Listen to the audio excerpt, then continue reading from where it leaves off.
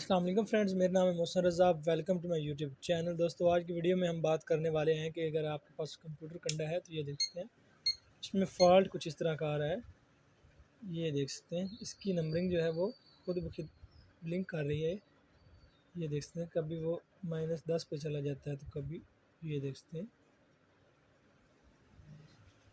ये देखिए, तो इस मसले में होता क्या फ्रेंड, तो ये इसका कंप्यूटर है तो उसमें चेक करवाता हूँ।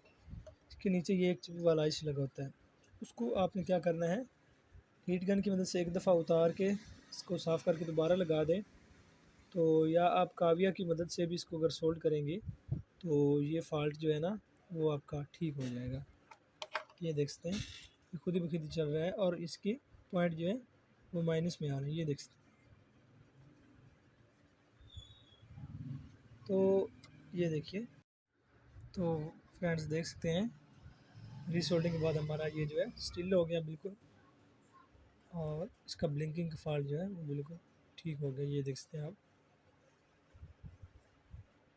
फ्रेंड्स। वीडियो अच्छी लगी हो तो लाइक कीजिए, मेरे चैनल पर नए हैं तो चैनल को सब्सक्राइब कीजिए। मैं मिलता हूँ आपको किसी और वीडियो में, तब तक के लिए अल्लाह हाफ़िज़।